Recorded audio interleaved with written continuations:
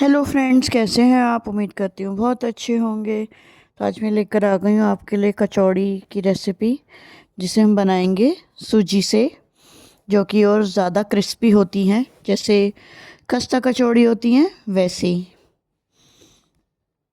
तो उस चलिए देखते हैं इन्हें कैसे बनाना है। उससे पहले आपसे एक रिक्वेस्ट करना चाहूँगी, आप लोग मेरी वीडियोस देखते हैं, आपको अच्छी लगती हैं वीडियोस को लाइक किया कीजिए, शेयर किया कीजिए friends and family, needy persons के साथ, जो भी कुकिंग सीखना चाहते हैं, हमारे विजुअल इम्पेयर्ड भाई बहन, उनके साथ। चैनल पर यदि नए हैं तो चैनल को सब्सक्राइब भी ज़रूर से कर लिया कीजिए। तो चलिए देखते हैं इन्हें कैसे बनाना है। कचौड़ी बनाने के लिए लेंगे सबसे पहले हम सूजी, क्योंकि आज हम सूजी की कचौड़ी बना रहे हैं। ले लेंगे 1.5 कटोरी सूजी या 1.5 कप, जैसे भी आप, जितनी आपको चाहिए, जितने घर में आपके मेंबर हैं उस हिसाब से। तो 1.5 कटोरी हमने सूजी ले ली, और उतना ही हम पानी गर्म कर लेंगे तेज़, जैसे कि हमारी उंगली उस पानी को सह ना पाए, उतना गर्म पानी कर लेंगे, उतना ही 1.5 कटोरी। अब डालेंगे इसमें आधी चम्मच नमक और आधी चम्मच अजवाइन को क्रश करके हाथों में रगड़ के डालेंगे, जिससे उसकी फ्रेगनेंट अच्छी आती है, खुशबू अजवाइन की बहुत अच्छी आती है और डाइजेशन के लिए अच्छी होती है। डाल के अच्छे से मिक्स करेंगे। अब डालेंगे इसमें गर्म पानी थोड़ा थोड़ा, और इसको गूंथते जाएंगे, एक सॉफ्ट सा डो लगा लेंगे। गरम हो तो थोड़ा वेट कर लीजिएगा, हाथ ना जल जाए, पानी गरम है। वैसे सूजी ठंडी है तो ज़्यादा गरम तो होना नहीं चाहिए, ठीक रहता है, बिल्कुल नॉर्मल, मतलब गुनगुना सा हो जाता है वो सूजी में डल के, पर फिर भी ध्यान से करिएगा। तो इसका एक सॉफ्ट सा डो लगा लेंगे। डो लगाने के बाद ऊपर से इस पे लगा देंगे रिफाइंड ऑयल थोड़ा सा, और इसको अच्छे से गूंथ के स्मूथ कर लेंगे।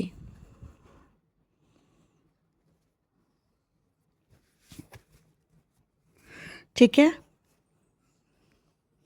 इसको ढक के साइड में रख देंगे गीले कपड़े से। अब बनानी है हमें स्टफिंग। ले लेंगे 4 से 5 उबले हुए आलू, उनको मैश कर लेंगे अच्छे से, उसमें कोई गांठें ना रहें, ऐसे मैश कर लेंगे, या कद्दूकस कर लें, जिसमें गांठें रहने का कोई चांस ही नहीं है। अब डालेंगे इसमें मसाले, 2 चुटकी हींग, 1 चम्मच नमक, 1 चम्मच धनिया पाउडर, आधी चम्मच मिर्ची का पाउडर लाल, 1 चम्मच चाट मसाला, और 1 छोटी चम्मच वो खटाई अमचूर पाउडर। ठीक है, 2 हरी मिर्ची बारीक बारीक काट देंगे, ज़्यादा खाते हैं तो ज़्यादा डाल सकते हैं, और 1 मुट्ठी हरा धनिया बारीक बारीक काट देंगे इसमें, और इसको अच्छे से मिक्स करते हुए, जैसे डो लगाते हैं उस तरह से इसको नीड कर लेंगे, बिल्कुल डो की तरह एकदम स्मूथ सा, जैसे डो लगाते हैं वैसा ही इसको बना लेना है हमें। जब ये उस पोजीशन में आ जाए, तब इसकी छोटी छोटी सी बॉल, जैसे नींबू होता है उस आकार की, इस डो में से छोटी छोटी बॉल बना लेंगे, जैसे नींबू के आकार की। सबको बना के रख लेंगे, जिससे हमें बाद में परेशानी ना हो। छोटी छोटी बॉल्स बना के रख लेंगे इसकी, नींबू जितनी। और अब लेंगे हम डो अपना, उसको देख लेंगे एक बार, अच्छे से नीट कर लेंगे वापस से, और ज़रूरत हो तो इसके ऊपर रिफाइंड ऑयल थोड़ा सा और लगा लेंगे। और इसमें ना एकदम स्मूथ होना चाहिए, और इसमें हमें पलोथन लगाने की ज़रूरत नहीं होती है। पलथन जो सूखा आटा होता है, क्या बोलते हैं आप, क्या बताइएगा मुझे, हमारे यहाँ पलथन या पलोथन बोलते हैं। तो वो लगाने की इसमें ज़रूरत नहीं पड़ती है। अभी हम गैस नहीं चलाएंगे। इसकी जो आटा है हमारा, इसकी भी बॉल्स बनाएंगे उस आलू से छोटी। जितने हमने बड़े आलू के बॉल्स बनाए हैं उससे थोड़े छोटे बनाने हैं हमें अब। ठीक है, और इनको बना बना के रख लेंगे ढक के। अब सारी जब बन जाएंगी तो अब लेंगे एक बॉल हाथ में आटे की, और उसको हाथों से ही दबा दबा के, ये आपसे ना हो तो आप चकला बेलन भी ले सकते हैं, वैसे ये हाथों से ही बढ़ जाती है और ना ही इसमें पलोथन की ज़रूरत पड़ती है। तो हाथों से ही इसको बड़ा करेंगे। एक बोल लेंगे, उसको हथेली के बीच में रखेंगे, दबाएंगे अच्छे से, और उसके बाद उसको अंगूठा और अंगूठे के साथ वाली उंगली, दोनों हाथों की नीचे की साइड अंगूठा उंगली और ऊपर की साइड अंगूठा, इस तरह से दोनों हाथों में लेते हुए उसको घुमाते हुए दबा दबा के उसको बड़ा कर लेंगे। समझ गए होंगे कैसे कह रही हूँ। समझ लो आपके हाथ में है, हथेली पे रखी हुई है वो बॉल आटे की लोई, उसको दबा के फ्लैट कर देना है और फिर हथेली में से निकाल के उसको उंगलियों के बीच में पकड़ना है। नीचे उंगलियां और ऊपर अंगूठा और उसके बीच में वो लोई हमारी, और उसको दोनों हाथों से दबाते हुए गोल घुमाते हुए, लेफ़्ट से राइट को या राइट से लेफ़्ट को घुमाते हुए उसको दोनों हाथों से उंगली और अंगूठे की मदद से उसको दबा दबा के हमें पतला करना है, बढ़ा लेना है। ठीक है, अब बीचों बीच रखेंगे वो वाली बॉल आलू की जो स्टफिंग बनाई थी हमने, और अंगूठे से उसको नीचे की ओर दबाते हुए और साइड से आटा ऊपर उठाते हुए, दबाते हुए जैसे दिया होता है उस शेप में आ जाएगा, और ऊपर से उसको चारों तरफ से आटे को दबाते हुए बंद करना है, हमें चिपका देना है एक दूसरे से अच्छे से। और फिर दोनों हथेलियों के बीच में लेके उसको थप थप करके फ्लैट करना है, गोल से थोड़ा फ्लैट होएगी वो, और उसके बाद दोनों हाथों में लेना है उसको, मतलब नीचे उंगलियां और ऊपर अंगूठा, जैसे अभी हमने उसको बड़ा करा था वैसे ही थोड़ा सा उसको प्रेस करते हुए बड़ा कर लेना है। बिल्कुल कचौड़ी जितना बड़ा नहीं, उससे थोड़ा छोटा। ठीक है, छोटी छोटी कचौड़ियाँ बनती हैं, ये बहुत टेस्टी लगती हैं और गुब्बारे की तरह फूलती हैं, बहुत अच्छी लगती हैं। करने के बाद इस तरह से गोल गोल हमें बढ़ा लेना है उसको, और जिस साइड हमने आटा ऊपर चिपकाया है, बंद किया है, उस साइड को नीचे करते हुए प्लेट की तरफ करते हुए उसको रख लेना है प्लेट में, जिससे कि वो थोड़ा सा चिपक और जाए अच्छे से। वैसे तो वो हाथों में ही जब हम दबा दबा के उसको बड़ा करते हैं तो वो चिपक जाता है, ऐसी कोई प्रॉब्लम आने वाली है नहीं। ठीक है, इस तरह से सारी हम बना लेंगे। एक और बता देती हूँ, लेंगे एक आटे की बॉल सूजी की, उसको दोनों हथेलियों के बीच में दबा के प्रेस करते हुए उसको फ्लैट कर लेंगे टिक्की की तरह। उसके बाद उसको हथेलियों से निकाल के अपनी उंगलियों में लेंगे, नीचे उंगली, ऊपर अंगूठा और बीच में वो पूड़ी या कचौड़ी की जो वो बॉल जिसको हमने फ्लैट किया है वो, और उसको उंगली और अंगूठे से दबाते हुए गोल गोल घुमाते जाएंगे, लेफ़्ट से राइट को या राइट से लेफ़्ट को, और उसको दबा दबा के बड़ा करते जाएंगे।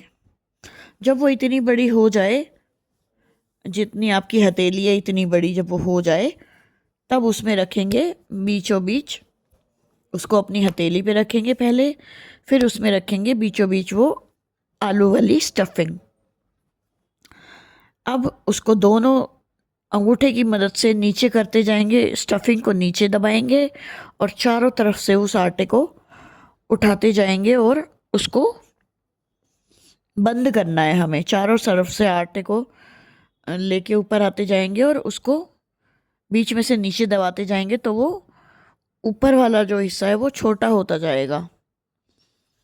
और उसको चारों साइड से आटा जो आएगा ऊपर उसको मिला के चिपका देंगे, बंद कर देंगे, सील कर देंगे। फिर उसको दोनों हथेलियों के बीच में दबा के फ्लैट कर लेंगे। उसके बाद उसको लेंगे उंगलियों के बीच में, नीचे उंगली ऊपर अंगूठा और बीच में वो आपकी कचौड़ी, और उसको गोल गोल करते हुए थोड़ा सा बड़ा कर लेंगे।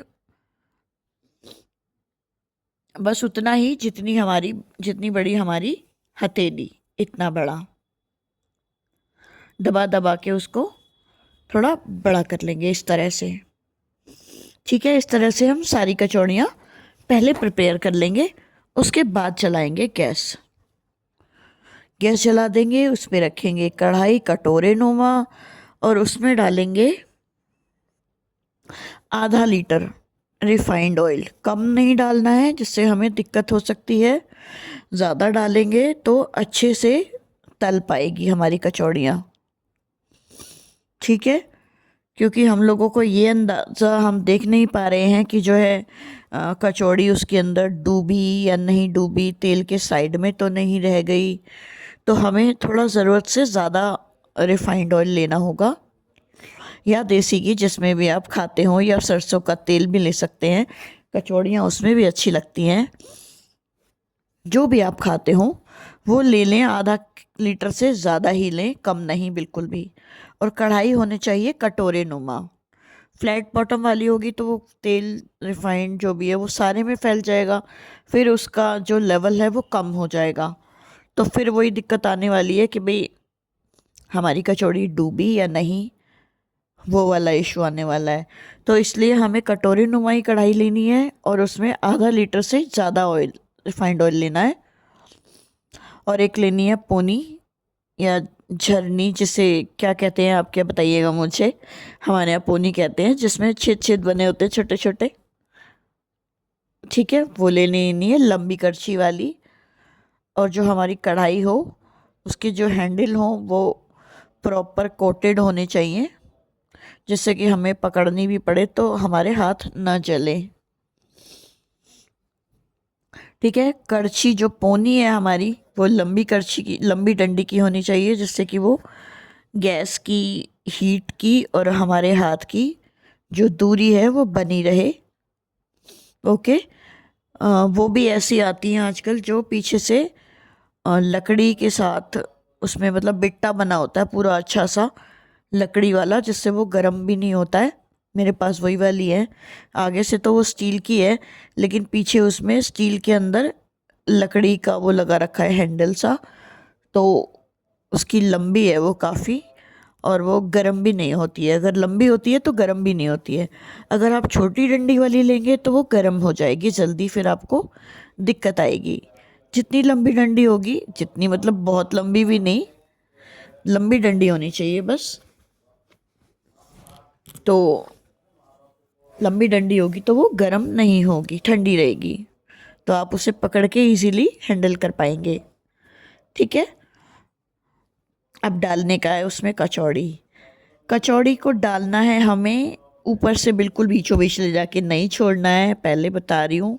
साइड से जहाँ हमारी कढ़ाई का जो ऊपर वाला जो कोना है, ऊपर जहाँ कढ़ाई ख़त्म हो रही है उसके पास लेके जाएंगे और धीरे से उसके साइड में से उसको अंदर की ओर छोड़ देंगे। ठीक है, धीरे से, मतलब उसके साइड को छुए नहीं बिल्कुल, अगर छू जाएगी तो चिपक जाएगी। थोड़ी सी दूरी रखते हुए उसको नीचे हाथ लाते हुए बिल्कुल, और उसको धीरे से छोड़ देना है। जब वो आप तेल को टच कर लेगी ना तो अपने आप ही वो उसमें स्लिप होती चली जाएगी, आपको टेंशन लेने की ज़रूरत ही नहीं है। ठीक है, बस ये ध्यान रखना है आपको कि वो जो कढ़ाई का जो हमारा, मतलब जो कढ़ाई है हमारी, कढ़ाई की जो दीवार है उसको टच ना करे बिल्कुल भी वो हमारी कचौड़ी, क्योंकि अगर टच कर गई बिना ऑयल के तो वो उस पर चिपक जाएगी। लेकिन फिर भी आपको एक उंगली का गैप रखते हुए उसको बिल्कुल कढ़ाई की दीवार के साथ साथ नीचे ले जाना है, और उसको जैसे ही वो तेल को टच करेगी ना तो अपने आप ही स्लिप होके बीचों बीच चली जाएगी तैर के। ठीक है, और फिर उसको 30 सेकंड तक आपको ऐसे ही पड़े रहने देना है, टच नहीं करना है। 30 सेकंड बाद आपने उसमें पोनी चलानी है, जिधर आपने डाली है उसके सामने वाली साइड से। ऐसे ही जैसे हमने कचौड़ी डाली थी दीवार से टच करते हुए, ऐसे ही सामने से हम अपनी पोनी को नीचे लेके जाएंगे और बिल्कुल तले में घुमाते हुए अपनी साइड लाएंगे। उसमें हमारी कचौड़ी भी आ जाएगी साथ ऊपर।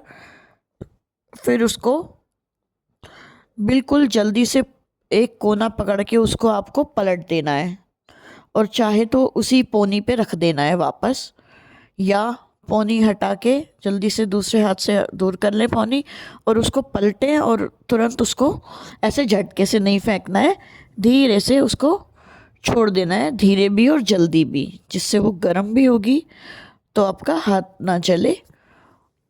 उस तरह उसको पलटते ही तुरंत छोड़ देना है वापस। और इस टाइम पे आपको गैस अपनी सिम रखनी है।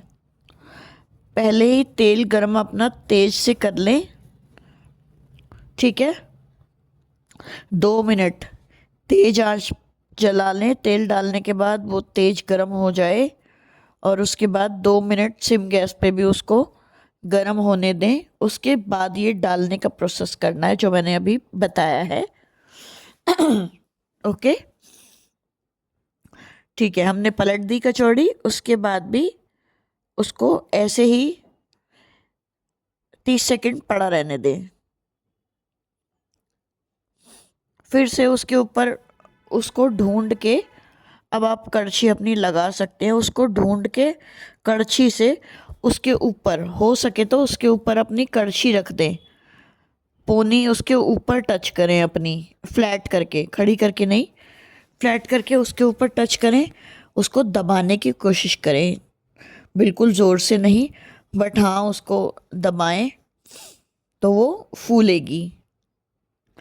ठीक है, फिर से उसको एक बार साइड में लेके आएं, एक बार और पलट दें, फिर से रहने दें उसको 15-20 सेकंड, और फिर उसको एक बार और अगर दबा सकें तो दबाएं, और फिर उसको साइड में लाके पोनी में साइड में ऊपर ले आके कोने पे लाके रुक जाएं। जो एक्स्ट्रा ऑयल होएगा वो आपका कढ़ाई में ही गिर जाएगा, वापस उसी में चला जाएगा।